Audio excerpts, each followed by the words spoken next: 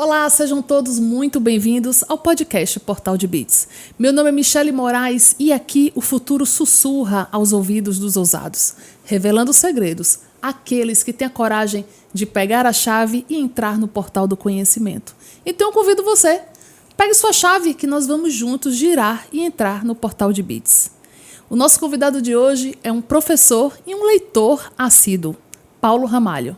Professor, seja muito bem-vindo ao podcast Portal de Beats. Muito obrigado pelo convite, Michele. Estou feliz de estar aqui com vocês hoje, aqui, conversando com você, com a sua audiência. Vamos falar um pouquinho de inovação, de livros. Muitos livros, muitas leituras. E eu estou animadíssima para a nossa conversa de hoje. Primeiro eu quero te apresentar minha árvore de Natal. Muito inspirada bonita. Na sua postagem, né? Que você ensinou a colocar os livros, os maiores, né? De baixo para cima, nessa sequência. Eu amei isso aqui. Só não tem as luzinhas, né? Aquelas luzes que você colocou. Mas muito bom, amei. E você se inspirou naquela árvore de Natal em alguém ou foi ideia sua? Não, Michele, é assim, ó. Eu brinco que os seguidores, a comunidade, ela acaba virando assim, um apoiando o outro. Então, eles ficam me marcando em determinadas coisas. Faz isso, faz aquilo. Isso é legal, posta lá, as pessoas vão gostar. Então, assim, foram uns 2, 3 seguidores que me marcaram, nos gringos que estavam fazendo isso. Aí eu falei, vou aproveitar e vou fazer também. Gostei muito, tá lindo aqui. Eu vou fazer isso lá em casa também. Então, eu quero começar perguntando assim, o que é que te inspirou você ter o seu Instagram, onde você compartilha suas leituras e tem um engajamento muito bom, inclusive muitas curtidas, muitas pessoas acabam comentando, né? O que é que te inspirou? Você desde pequeno gostava de ler? Assim, eu sempre gostei de ler, não tanto quanto hoje, né? Sempre li bastante e eu digo que a leitura foi uma porta de transformação para mim, né? Eu achei legal essa sua analogia com a porta aqui e eu sinto que a leitura foi uma porta de transformação para mim. Minha família é muito pobre, a gente morava na periferia em Campo Grande, aqui, vizinho, no Mato Grosso do Sul, e eu percebi através dos livros que as coisas podiam acontecer. Mas, né, eu estava comentando com você que durante a pandemia, assim como muitas pessoas que estão ouvindo a gente agora, eu fiquei um pouco doente. E o meu médico falou, cara, você tem que fazer alguma coisa, um hobby, né? E esse hobby é alguma coisa que seja algo para desopilar, né, a sua mente. E o que você gosta? Aí eu pensei assim, né? Voltei para casa, fiquei pensando, falei, cara, eu gosto de ler. E eu vou continuar lendo, mas o que eu vou fazer diferente? Falei, vou postar na internet as minhas leituras, né? E aí eu comecei a postar as minhas leituras e agora, toda semana, eu tô lá no Instagram postando as minhas leituras. Que bacana. Você tem noção, assim, de quantos livros você lê por mês? Olha, então, depende muito. Eu brinco que um mês bom... eu fiz uma cirurgia agora, esse ano, e foi um mês bom. Por quê? Porque eu fiquei 10 dias parados. Nesses 10 dias eu li 8 livros. Então, assim, depende muito. Tem meses que você bate a casa dos 10 livros e tem meses que você lê 2. Mas esse ano eu já estou nos 53. Então, assim, eu leio bastante. Então, assim, eu não acho que normalmente as pessoas façam isso. Mas para isso, né, na minha casa calha o fato de eu não ter uma televisão, eu não tenho televisão em casa desde 2015. O livro faz parte do meu cotidiano desde a infância.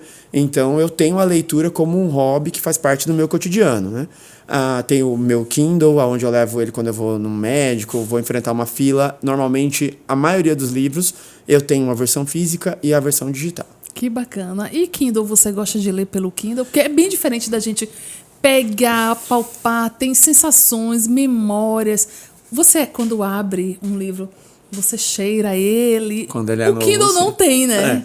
Então, o Kindle, assim, o que eu acho? Eu acho que o Kindle ele é uma ferramenta necessária, porque assim, eu tenho problema de visão, né? Sim. Então, acaba que à noite pesa muito a leitura.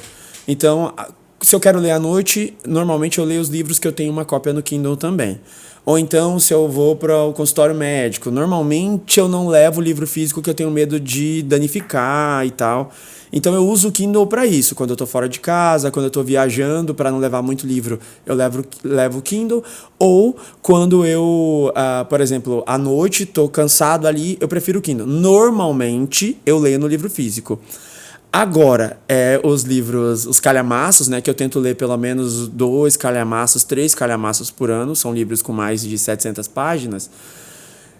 Às vezes eu leio direto no Kindle, por mais que eu tenha a versão física dele. Mas porque é mais fácil de manusear e eu tenho medo de quebrar a lombada, estragar o livro. É verdade. E estragar livro, você acha que essa árvore estraga o livro, assim, abrindo? Que não é todo mundo que gosta de abrir, né? Assim, o livro.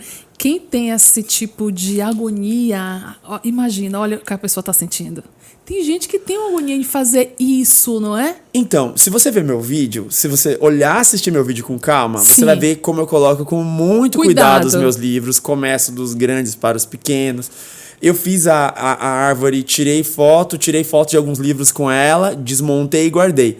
Mas, se você for lá nos comentários, já tem gente reclamando, você tá destruindo. Então, assim, eu cuido bem dos meus livros.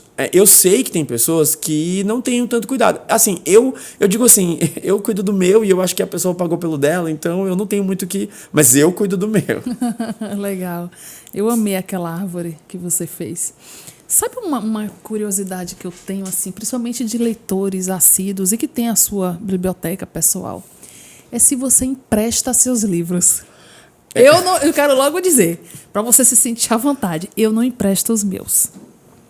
Vou tomar uma água aqui. Eu vou beber uma água também. Eu tenho uma ideia, assim. Eu gosto de dar o livro. Então, assim, por exemplo, minha mãe me pediu um livro agora, que ela viu... maravilhoso, da Ana Quintana, A Morte é um Dia para Ser Vivido. Acho que A Morte é um Dia para Ser Vivido, alguma coisa assim, da Ana Quintana, que ela fala sobre a questão da cuidados paliativos, discussão sobre a finitude da vida e tal. E minha mãe viu a capa e falou: meu filho, eu quero esse livro quando eu for na sua casa. Eu tô com um exemplar lá para ela não levar o meu. Então, eu não gosto de emprestar. Então, o que eu faço vou dar de presente, a pessoa gostou de um livro, eu dou um jeito de conseguir um para ela, para não dar o meu. Que bacana. Essa sua história que você começou com o seu Instagram acabou sendo uma grandiosidade, porque você acaba estimulando as pessoas a ler mais, né? Você vê outras experiências, ajuda o próximo, difunde o conhecimento. O que mais que você pode ter visto assim? Você não queria fazer isso, não era algo planejado com projeto, mas acabou sendo e está mudando a vida de muitas pessoas, né? O que você vê mais de benefícios desse seu Instagram que compartilha tanto conhecimento? Olha, eu vou ser muito honesto com você. A primeira coisa é pra mim, assim, pensando em mim, né? Eu comento com os meus colegas no trabalho que o meu trabalho melhorou. Então, tipo, eu melhorei enquanto profissional. Eu acho que eu, enquanto pessoa, melhorei também, porque assim... logo quando eu comecei, eu lia de vez em quando um livro de ficção e livros técnicos. E a ficção histórica, que é o que eu mais gosto, são livros que, cara, você fica tomado por aquilo. E aí, a leitura, ela gera empatia. É muito difícil alguém que lê muito ou que tem o hábito da leitura ou hobby, né? Porque tem gente que gosta de chamar de hábito, outros gostam de chamar de hobby. Eu acho que tem uma vírgula conceitual ali entre as coisas. Mas eu acho que a primeira coisa é a questão da empatia. Você fica mais empático. Porque o fato de ver tantas histórias desafiadoras faz com que você olhe para o outro com uma outra forma. Então, assim, enquanto pessoa, melhorei nesse ponto e em outras questões. Profissionalmente, é muito difícil você, toda semana, pensar em passar uma informação para alguém, e aí que tem que ter início, meio e fim, que tem que se adequar a uma ferramenta que não é sua. Por exemplo, uma plataforma digital, ela não é sua. Então, não é você que manda no algoritmo, não é que você que manda na estrutura. Então, você tem que se adaptar e ela está sempre mudando. Então, você precisa de leitura de contexto, você precisa entender que uma conversa tem que ter início, meio e fim. Então, tudo isso acaba melhorando a sua vida profissional. Por exemplo, minha aula melhorou muito. Interessante. Então, a minha aula, eu acho que ficou mais prática. E o legal também é o quê? Como você falou, você vai criando comunidade. E quando você cria comunidade, você se aproxima das pessoas. Então, acaba que você olha para um aluno com outro olhar, porque você está, de alguma forma, conectado à realidade da sociedade daquele momento. Não tem como, né? Então, eu acho que comigo tem muito disso, né? Que eu melhorei profissionalmente enquanto pessoa e tal. Agora, o que eu vejo? A real é essa. Eu abri porque eu comecei a postar, foi assim, foi muito no susto. Eu fiquei muito ansioso e tal, que era para me deixar não ansioso, mas me deixou ansioso. Mas depois, eu fui postando, e depois eu fui percebendo que começava a ressoar, que é o que você tá falando, né? Então você começa a postar e de alguma forma começa a ressoar em outras pessoas e outras pessoas. E quando você vê, você tem, já tá com o clube do livro, aí as pessoas estão lá às terças-feiras conversando, falando daquele livro. Quando você olha para trás, esse ano a gente já leu 10 livros juntos. Aí você recebe, olha, a lista aqui porque você indicou. Então, assim, pessoas que voltaram ou iniciaram na leitura porque pegaram ou uma dica sua, ou porque através da sua rede conheceu uma outra rede, ou através de você lembrou que tinha um livro lá em casa. Então, assim, acaba que ressoa. Então, isso é legal. Essa questão de comunidade. Então, acaba que quando você cria para se ajudar e conforme vai indo, você percebe que deságua num propósito maior. Então, aí hoje eu não consigo mais pensar em fazer sem pensar, poxa, quantas pessoas a gente está apoiando, o que é legal isso daqui. Então, acaba que cria esse sentido. Que bacana. E os seus livros? Você, antes da gente começar aqui a gravação, você falou que tem livros técnicos, né? Você fala sobre eles lá? Não, assim, o que acontece? São livros técnicos, por exemplo, eu tenho graduação, mestrado, doutorado, pós-doutorado em administração. Aí eu trabalho com modelagem de indicadores. Aí eu brinco assim, poxa, eu já falo tanto eu já tenho que ler para o trabalho, eu já tenho que ler para dar aula. Aí eu falo, nesse espaço aqui, não quero falar do trabalho, né? Eu quero falar do meu hobby, né? Que eu às vezes eu uso o termo hábito, mas eu gosto, para mim, é um hobby. Porque é mais ou menos assim. Por exemplo, pensa o cara que está assistindo agora, ou a mãe, não sei, a pessoa que está assistindo a gente ou está ouvindo, essa pessoa ela tem um hobby, jogar futebol no final de semana, ou ir no funcional com as amigas, com os amigos, ou hobby é ir no cinema, alguma coisa que você faz para você, que te dá prazer. Então, eu digo assim, a leitura é uma coisa que eu faço para mim que me dá prazer. Então, é meu hobby. Então, assim, poxa, no meu hobby eu vou ler livro de modelagem, indicadores de estatística, sabe? Então, assim, meio que acaba que eu não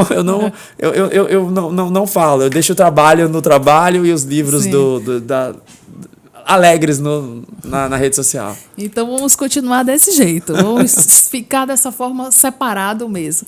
Tem algum gênero e autores específicos ou autoras que você tem mais predileção? Cara, olha que eu gostei da sua pergunta, assim, porque no começo eu lia de tudo. Até eu assinei um clube do livro que é bem antigo, chama Tag Livros depois. O pessoal procura lá na internet, que é um clube muito antigo e que eu recebi um livro inédito todo mês. Mas aí acabou que não era a mesma coisa. Então eu comecei a procurar as histórias que eu ficava mais preso, assim, né? Então, assim, livros nacionais, eu gosto muito de livros desafiadores, né? Eu brinco com o pessoal da comunidade que, assim, tem um mocinho sofredor, é esse livro que eu quero ler. Então, assim, eu gosto muito de livros com uma poética bacana, que tem ali uma história desafiadora, sabe? É o caminho do herói ali, a jornada do herói. No Brasil, eu tive o prazer de fazer uma live com ele ano passado, conheci ele ano passado, que foi o Itamar Vieira Júnior, que é o atual campeão do Jabuti desse ano de romance literário e também campeão de 2018 ou 2019, se não me engano, com Torto Arado, e agora ele ganhou com Salvar o Fogo, que é um outro livro maravilhoso. Eu estou lendo Torto Arado. Você está lendo Torto Parei Arado? na hora, pode dar spoiler? Pode, porque não é o final ainda, que uma delas corta a língua. Mas parou no começo, né? Bem no meio. Então, tem muita história ainda. Comprei na livraria do MST lá em São Paulo. Cara, olha que interessante. Você falou, comprei Torto Arado na livraria do MST lá em São Paulo. O que eu acho bacana do Itamar Vieira Júnior? O Itamar Vieira Júnior, ele traz para o contexto da história dele, a questão da terra. Sim. Então, a questão da terra, dos desafios, das desigualdades do país, e ele joga a luz, por exemplo, tem essa luz aqui olhando pra gente, apontada pra gente. O Itamar, ele joga a luz nessas pessoas que são a maioria do nosso país, né? E que estão marginalizadas, né? E que estão marginalizadas das histórias. Sim. Também. Então, o Itamar traz essas pessoas para as histórias com uma poética maravilhosa e sempre com protagonistas femininas. Assim, você fala, caramba, essa mulher ela é muito corajosa, sabe? Então é bacana os desafios que os personagens dele enfrentam. Torturado é maravilhoso. Salvar o Fogo é a continuação. Vai ter um personagem de Salvar o Fogo que volta, de Torturado que volta em Salvar o Fogo, mas é uma outra história, mas no mesmo contexto. No mesmo contexto de terra, no mesmo contexto de segregação social e tal. Itamar é muito rico nessas construções. É um escritor nacional que eu gosto muito. Agora, assim, eu gosto de ficção histórica. Eu sou apaixonado por uma escritora chilena e ela é a escritora hoje em língua espanhola mais lida no mundo, viva. Dezenas de milhões de cópias em todo mundo, chama Isabel Allende ou Isabel Allende. Eu sou apaixonada por ela. As personagens, eu acho que eu tô agora chegando no 10º livro, ela tem 26 a 27. E aí eu brinco que tem a editora, o selo Record Educação, que é a editora parceira do nosso espaço, eu falo que eles financiam o meu vício em Isabel Allende, que sempre eles ficam mandando os livros da Isabel para mim. Eu amo muito a escrita dela, exatamente por isso. Ela traz desafios sociais para a história, ficção histórica no sentido que ela pega um momento histórico, ela faz um recorte daquele momento histórico e ela coloca um romance ali dentro. E ela coloca um personagem que vai ser desafiado por alguma questão familiar ou atravessado por uma questão, por exemplo, o livro dela mais famoso, mais lido no mundo, que é A Casa dos Espíritos, que vai mostrar uma família uma família tradicional no Chile, e ela é atravessada ou atravessa também, fica aí para quem for ler, pela questão da ditadura, do golpe militar que aconteceu lá, né? E a Isabel, ela fala de um lugar de quem tem relação com isso, porque o primo do pai dela foi o presidente deposto, né, pelo golpe militar. Então, assim, a Isabel conversa com isso não só através da escrita maravilhosa, que ela escreve de uma maneira muito boa, mas ela também conversa com isso de dentro, ela tem a vivência. Para finalizar, Min-Jin Lee, Pachinko, que eu li esse ano também, ficção histórica maravilhosa. E também conheci esse ano, ficção histórica maravilhosa também, a Tetralogia Napolitana, da Helena Ferrante, que não se sabe se é uma mulher, se é um homem, o que é um pseudônimo, isso aí também eu acho que gera um burburinho, com muitas camadas, assim, um livro, os personagens parecem uma cebola, porque a mãe, ela é boa, mas ao mesmo tempo que ela é boa, ela tem inveja, às vezes, das filhas, às vezes às vezes ela fica ela não gosta das filhas, às vezes, mas ela ama as filhas, mas às vezes você não gosta, é muito humanizado. Às vezes você olha, não é sempre que você tá de bom humor, não é sempre que você tá feliz, então eu acho legal isso, os escritores que conversam com o ser real, assim, eu acho legal. E você acabou dando várias dicas. Gente, pega a chave. Cada livro desse é uma dica. Quando você falou que entrevistou... Fiz uma live com o Itamar. Sim, e fez uma live com ele... Você pensa em ter tipo um podcast, uma live, até chamar a própria Isabel Allende também? Não, quem dera se eu falasse espanhol bom, né? Eu acho que ela entenderia, assim. Eu acompanho ela já há muito tempo. Ela não é muito... aberta? Ela não é, não. Eu digo que ela não é muito... Eu acompanho o Instagram dela, né? Já há algum tempo. Ela não é uma pessoa que participa dessas... Não é midiática. Ela não é. Tá. O Instagram dela é bem profissional. Você não vê ela em feira de livro, você vê ela muito pouco, assim, né? Ela tem mais de 80 anos, né? Já é uma senhora. Eu brinco, né? Que a Bienal tinha que trazer a Isabel Allende pro Brasil, né? Seria legal ter a Isabel aqui. Aí toda vez que eles colocam, né? Quem a gente tem que trazer? Aí eu falo assim, pessoal, vamos lá, vamos falar para trazer a Isabel. Mas, assim, acho muito difícil. Agora, sim, tem algumas pessoas que eu penso, né? Em continuar fazendo, mas não como um podcast, assim, porque eu acho esse trabalho que você faz muito bacana, acompanho, sigo alguns podcasts, mas eu acho assim, eu acho que teria que ter uma reengenharia no que eu já faço hoje, porque já é difícil colocar um tempo para ter conteúdo pro Instagram. E aí particionar conteúdo, produzir para plataforma de streaming, de áudio, produzir para...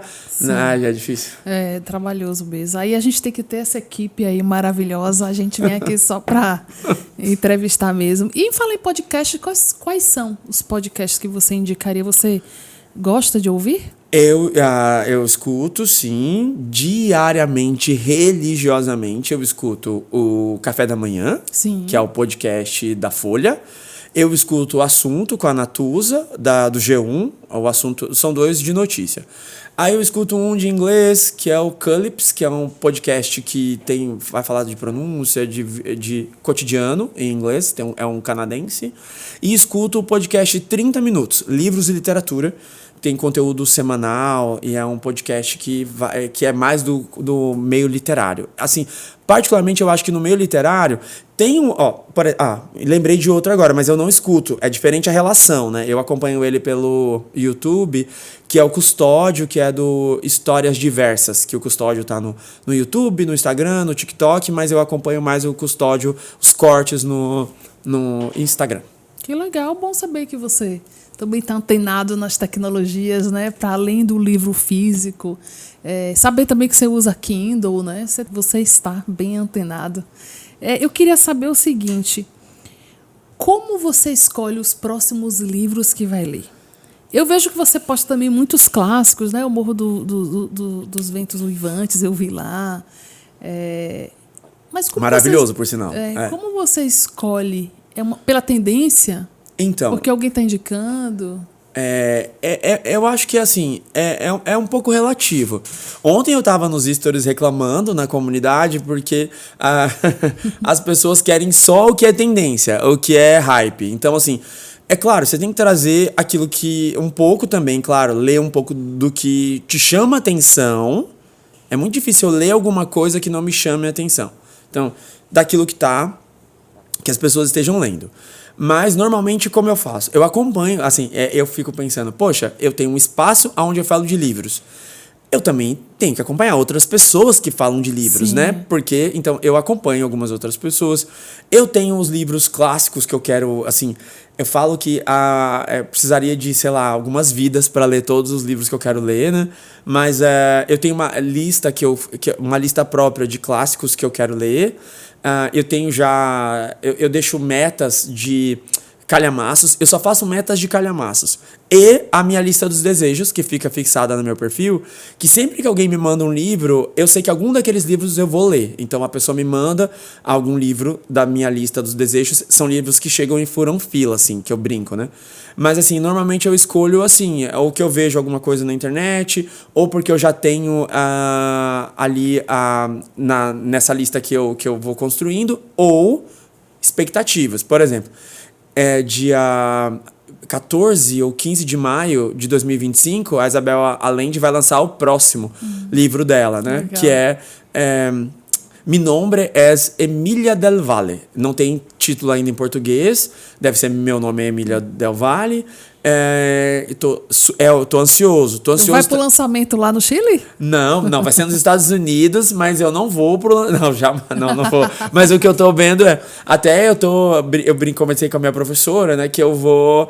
Saiu a versão em inglês, eu vou comprar a versão em inglês, que eu não vou conseguir esperar a Bertrand, que no Brasil ela é publicada pela Record, pelo selo Bertrand, que é da Record, no caso, no Brasil. Então, eles vão publicar por esse. Aí eu já tô stalkeando, comentando lá, perguntando para eles. Até agora tá tudo um silêncio, né? Perguntei para uma editora que eu conheço da Record, ela falou, Paulo, olha, ninguém sabe nada ainda do livro da Isabel do ano que vem. Então, assim, eu tô esperando, mas eu acho que eu devo ler ele em inglês o ano que vem, quando sair. Eu não acho que eu não vou aguentar esperar. E o livro do Itamar, que deve ter eu acho que deve ter a continuação da saga, né? Porque Torto Arado, Salvar o Fogo e agora vem mais um. Bacana, muito bom. São várias dicas aqui que você nos deu. Existe algum livro que mudou a sua vida? Cara, tem 2. Tem um livro que eu falo... que é a minha chave, que você pediu para eu trazer, né? Eu não vou falar dele agora. Certo. Mas tem um livro que mudou a minha percepção enquanto leitor, sabe? Que é do Gabriel Garcia Marques. 100 Anos de Solidão? 100 Anos de Solidão. E eu, assim... você vai falar, nossa, que pessoa estranha, né? Você vai falar, Não, eu acho que sim. Não, é que eu tive medo desse livro por anos. Eu olhava para esse livro na minha estante e falava, eu não consigo ler esse livro e eu não vou conseguir ter capacidade para me aprofundar na história, para entender o que o Gabriel queria passar. E aí eu tinha essa cobrança de que eu não era capaz de ler 100 Anos de Solidão. Então, 100 Anos de Solidão é um livro, além do outro que está aqui, que ficou na minha estante por muito tempo e eu tive medo de ler. Então, assim, eu conto isso pros seguidores, né? Que eu tive medo de ler 100 Anos de Solidão. E aí aconteceu uma coisa muito interessante que eu li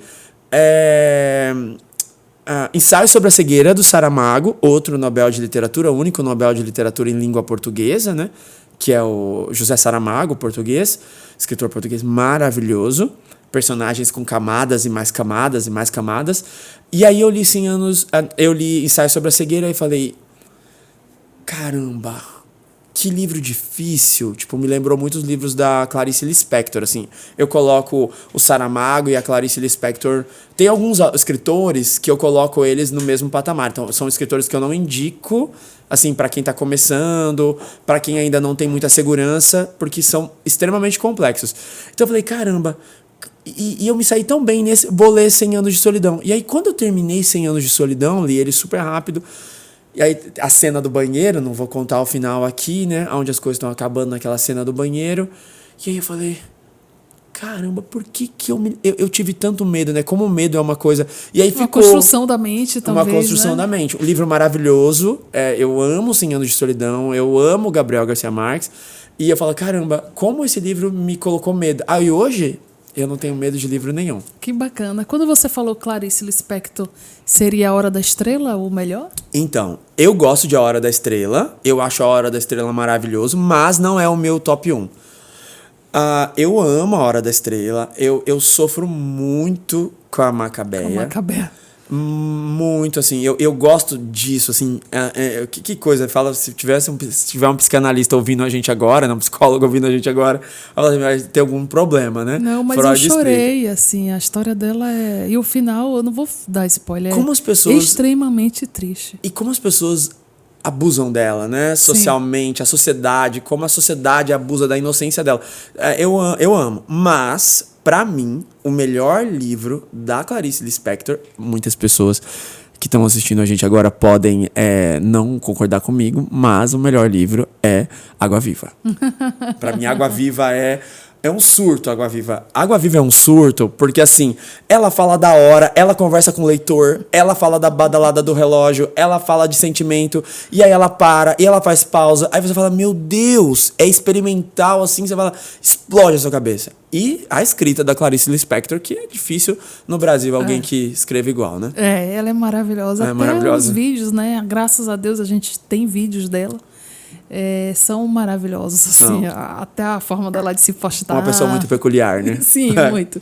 E José Saramago seria o quê? Intermitências da Morte? É maravilhoso. Então, olha, pra mim... a gente reflete bastante sobre a morte. Mas... imagina se a morte, gente, falar com vocês aqui, não quer mais trabalhar. Como seria o mundo? Um caos, né?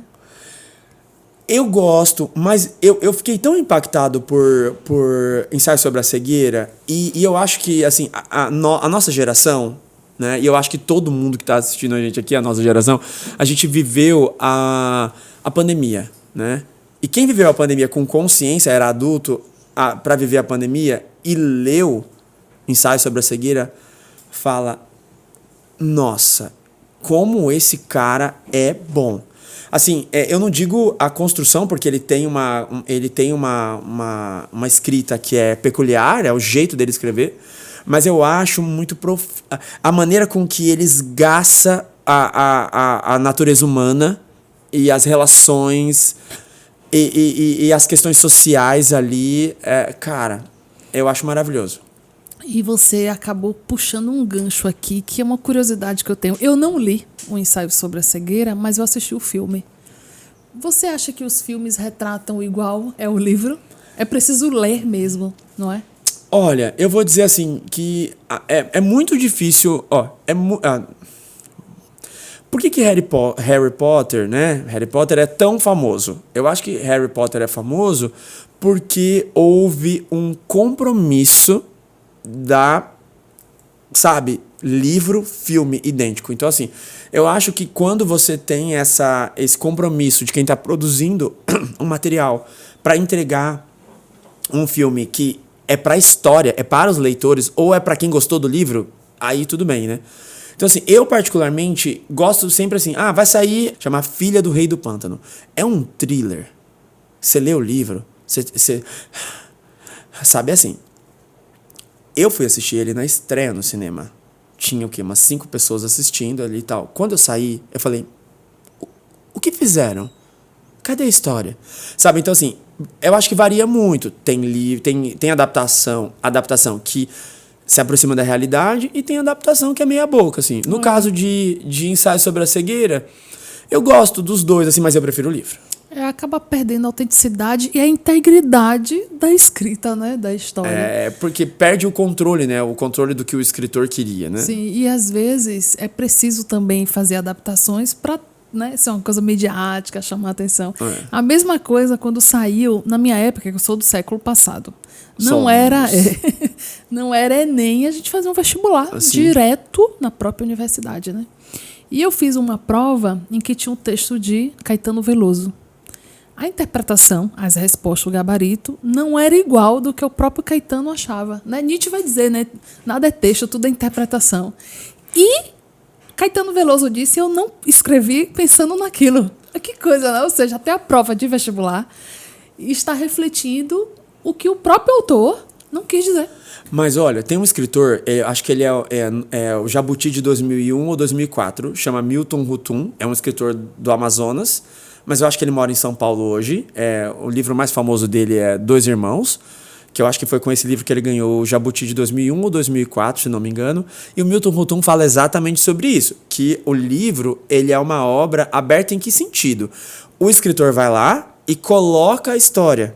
E aí, cada leitor, ele vai ler e interpretar a partir do filtro de construção dele. Sim. Então, assim, é uma obra viva, né? Então, acaba que a interpretação acontece muito isso. Às vezes, o escritor não quis dizer aquilo, mas os leitores, o livro foi ressoando para aquele caminho. Eu assisto alguns booktubers, que é como se fosse uma nova profissão, né? Que eles fazem a resenha de alguns livros. É legal, né? É legal, mas às vezes muita gente não quer ler porque já tem a resenha pronta e recebe aquela informação de forma unidirecional, pronta, né? Porque precisa otimizar o seu tempo, enfim. Mas muitas vezes a interpretação realmente é de cada um, né? Depende da sua vivência, do seu caminhar, da sua história. Mas é muito legal essa profissão dos booktubers. Você acompanha algum? Você é um deles, né? Não por ser tubers de YouTube. Ah, né? Não. É que booktuber, eles colocam tudo no ali YouTube, Não. Mas você tem o bookgram, o booktalker, todo mundo, book alguma coisa, né? Então, eu sou professor, sou servidor público, né? Eu não vejo como uma profissão, a gente brinca, é um hobby, né? Mas, se você for pensar que eu tô toda semana falando sobre livro na internet, as pessoas quem me acompanha por isso, que eu não entrego outra coisa. Não deixa de ser, de alguma forma, nem que seja uma profissão informal, né? Algum trabalho informal. E como é que você lida com as críticas? Porque quando a gente está na internet, vai surgir ou hater ou alguém que discorda do que nós estamos indicando de livros. Como é que você lida? Você lida de boa? Olha... Não responde ou responde? No começo eu respondia mais. Hoje, eu gosto de... Vou te contar aqui, eu vou lá e dou um coraçãozinho pra pessoa. Um coraçãozinho amarelo, principalmente quando é setembro e as pessoas estão com hate nos comentários, eu vou lá com um coraçãozinho amarelo. Gostei, vou aprender isso aí. Mas assim, no começo eu respondia mais, né? Hoje eu entendo assim, porque...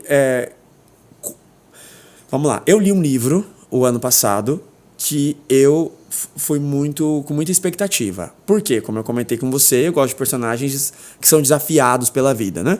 E aí eu fui ler, eu não tenho problema falar o nome dele aqui, se você for lá no meu Instagram você vai ver, é A Trança, não esqueci, você vê, né, como é, da Laetitia Colombani. Eu li esse livro, nossa, 1,5 milhão só na França ou na Itália, se eu não me engano, 1,5 milhão de cópias vendidas. Bastante. E aí todo mundo falando do livro, e livro pra cá e tal, comprei o livro. Fui pra Chapada, né, quem é de Mato Grosso sabe o que eu tô falando, fui pra Chapada dos Guimarães, num feriado, levei 3 livros e um deles era o quê? A Trança. Comecei a ler, porque eu tava super envolvido, porque são 3 mulheres, uma canadense, uma italiana e uma indiana, que são desafiadas pela vida, né? E de maneira muito pesada. E aí eu fui ler o livro. Eu fiquei tão decepcionado com o livro, com a escolha da maneira como a autora construiu. Mas olha só, vou repetir mais uma vez. eu fiquei decepcionado. Então, assim, para mim, o livro não ressoou. Como eu disse lá atrás, Milton Rotum não diz que cada leitor vai interpretar a história Exatamente. a partir do seu ponto de vista. Aí eu falei, caramba, poxa, nunca vim pra cá. Olha só, o ano passado já tinha um tempo na internet, já tinha um número bacana de seguidores. Falei, vou falar que eu não gostei do livro, com respeito, com educação, dizendo os pontos que eu não tinha gostado da história. Nossa... Se você vê os comentários que eu recebi, e as pessoas elas não entendem que não é sobre transformar, falar mal de livro numa escada para você ganhar seguidor. Não é isso. Mas agora, já parou para pensar? Você me segue porque você quer a minha percepção do que eu tô lendo. E aí tudo que eu leio eu falo que é bonito.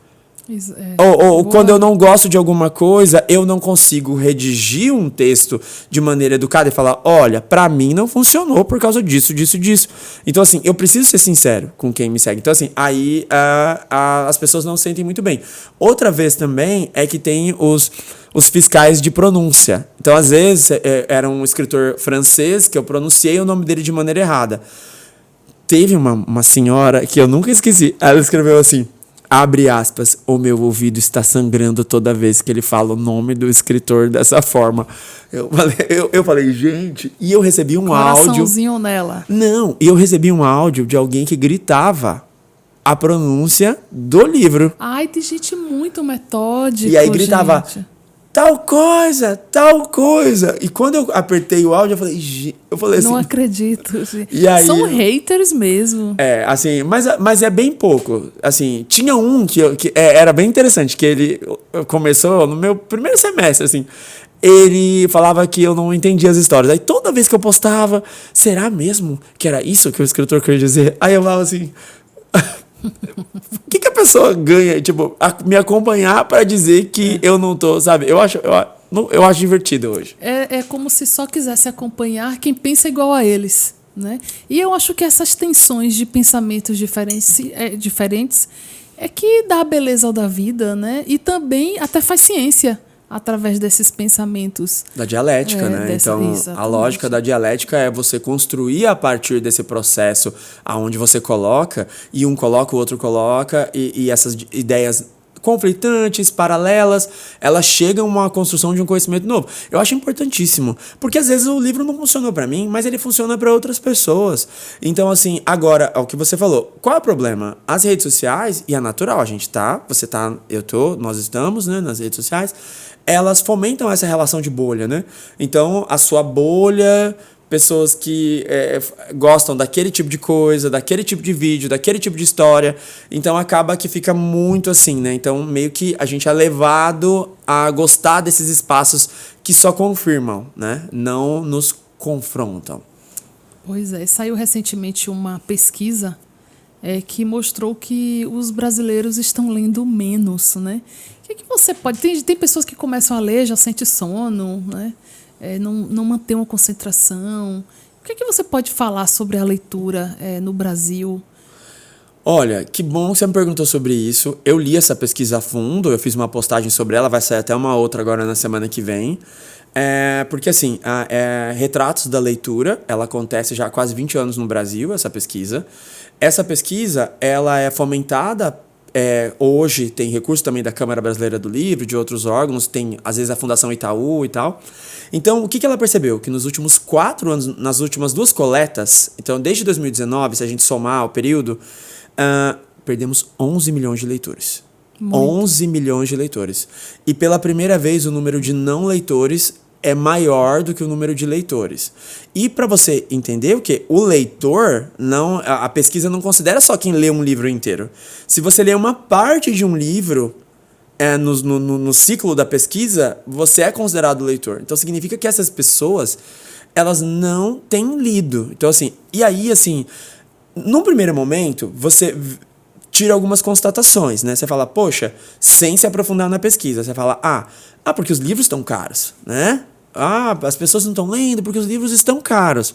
Mas aí você vai ver os extratos, a pesquisa é muito rica em dados, né? A, B, C, D, ninguém está lendo. Então a queda é em todos os estratos sociais. de quem tem recurso para comprar um livro de R$50, que R$60, que eu acho que é a média de preço, e de quem não tem recurso. Então você tem essas questões que passam disso. Outra coisa é, antes as pessoas liam muito em casa, com o pai, com a mãe, então você percebe que esse local de leitura está deixando de existir. Então aí você vai vendo, será que é por causa das telas?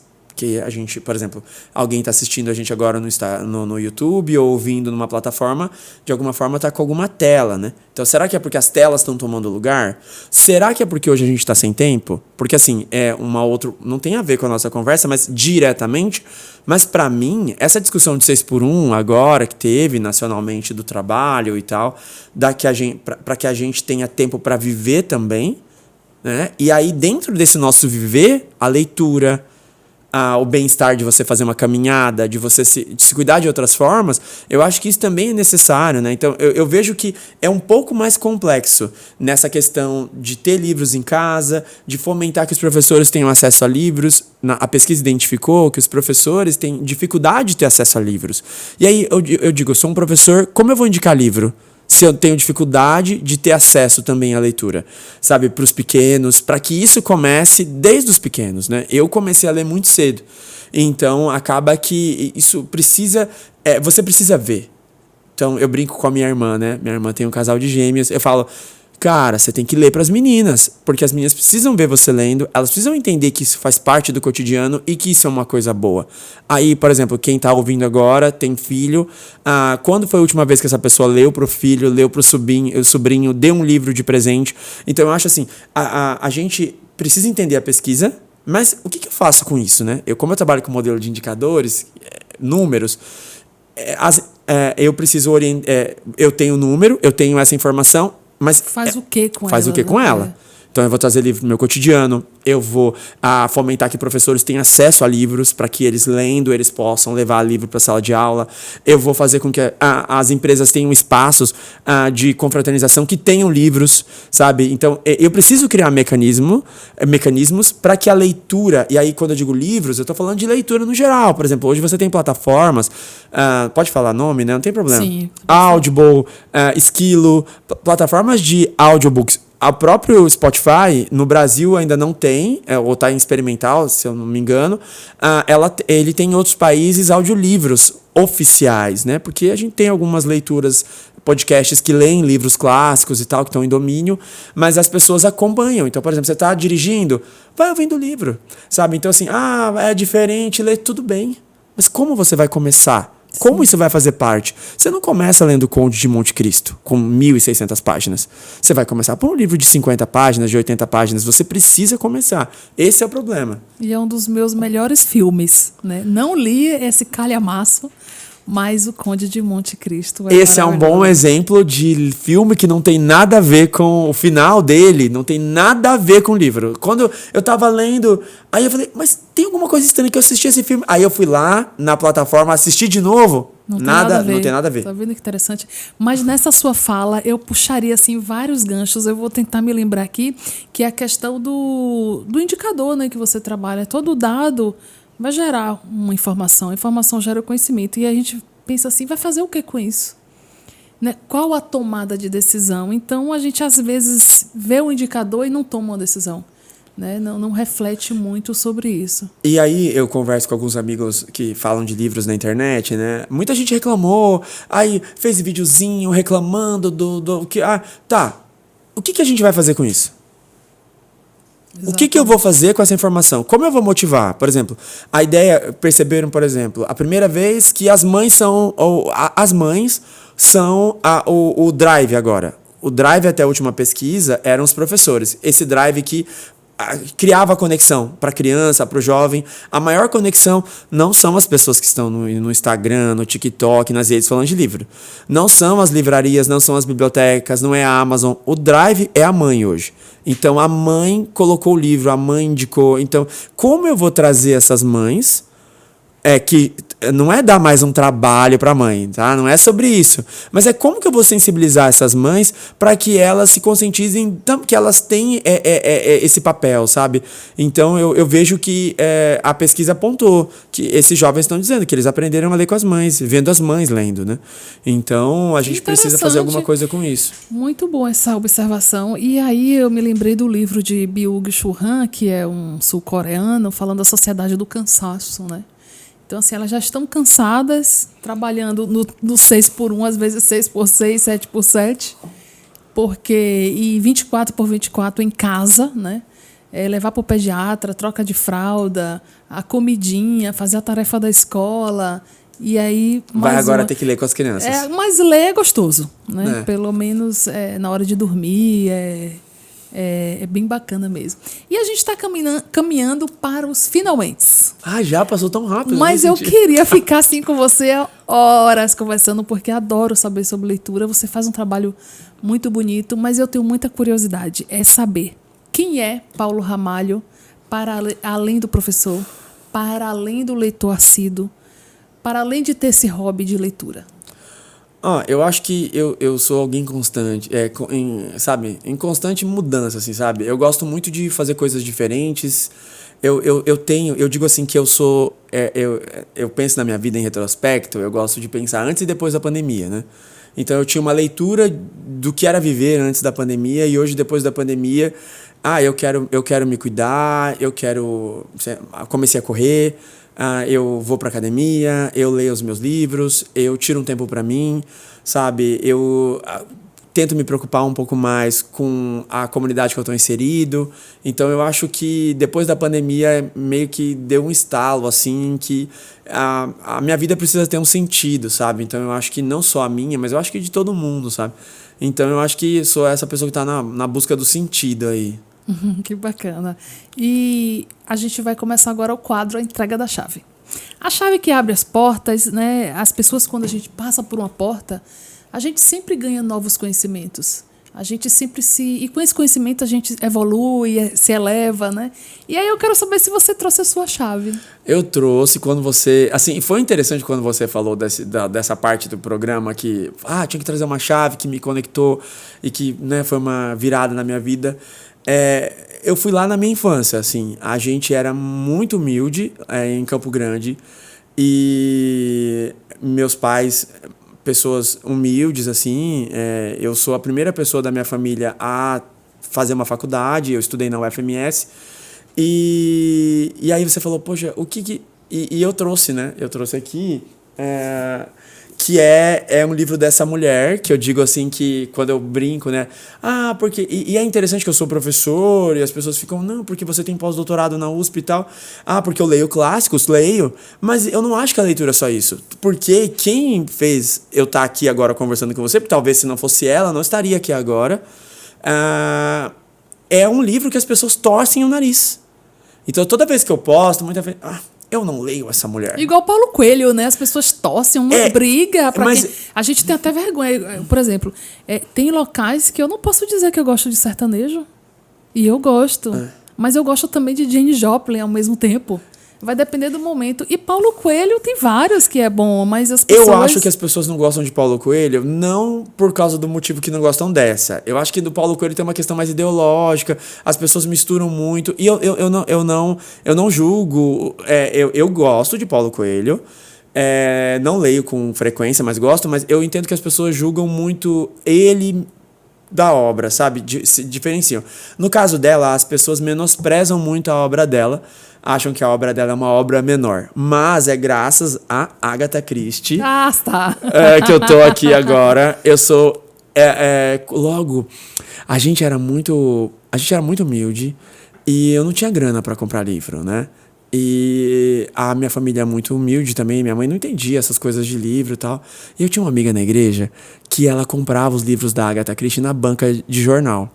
E aí o pai dela não deixava ela emprestar. Eu não vou falar o nome dela, porque eu tô falando que o pai não deixava emprestar. Sim. E aí ela me emprestava os livros da Agatha Christie. E logo no começo, pra mostrar pro pai dela que eu não ia destruir os livros, eu lia lá no quintal da casa dela. Eu ia às vezes à tarde pra casa dela, pegava o livro da Agatha Christie que eu tava lendo e ficava lendo. O primeiro livro que eu li da Agatha, eu li no quintal da casa dela, embaixo de um pé de manga, sabe? Porque eu não tinha grana pra ler. E assim, e morava na periferia da cidade, para ir até a biblioteca, não tinha essa condição de ir até a biblioteca, ia para a escola com o passe do estudante. E aí eu comecei a ler, ele tinha um outro nome, o nome dele foi mudado, né, por questões, e tá certo, né, a nossa sociedade evoluiu, né, e a sociedade evoluiu, esse nome desse livro mudou.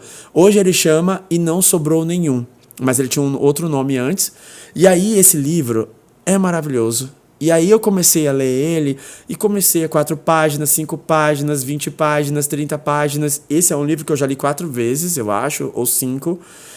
Pra mim é o melhor livro da Agatha Christie, e eu digo que eu fui letrado por ela. Por quê?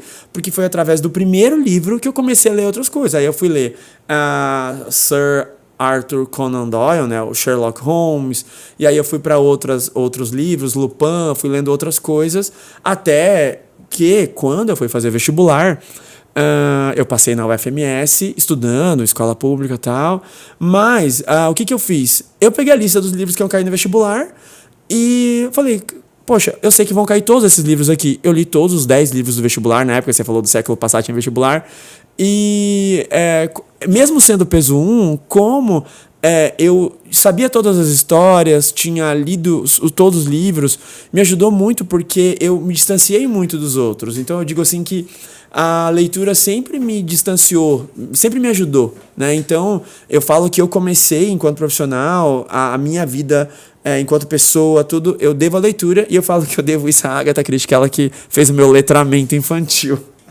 A gente acabou de pegar uma grande chave, um livro que mudou a vida, né, do nosso convidado, e eu quero pedir que você nos informe o seu Instagram e onde as pessoas podem encontrar esse trabalho, que é um hobby, né, mas que ajuda tanta gente. O meu Instagram pra você ver, né, como começou muito despretensioso. Você fala assim, o que tem a ver com o livro? É @pa.ramalho. Que é Paulo Ramalho. Que é Paulo Augusto, meu nome é Paulo Augusto Ramalho. Aí pa.ramalho, porque é PA, né, um apelido, pa.ramalho. Então não fala de livro nenhum. Assim, quando o pessoal olha e fala, nossa, que nome que não tem nada a ver, né? Mas é o meu nome. Mas são as observações de Paulo Ramalho, e você entregou aqui diversas chaves pra gente. Quero agradecer imensamente sua presença e dizer assim que o espaço está aberto para futuros episódios. Gostei muito de conhecer você, de aprender sobre as suas observações, e muito obrigada. Muito obrigado você, muito obrigado a todo mundo que está ouvindo, assistindo a gente. Eu quero pedir para vocês que leiam bastante, e qualquer coisa me siga lá para mais dicas de livros. Até mais. Obrigada, gente. Tchau. Chaves na mão, é hora de entrar no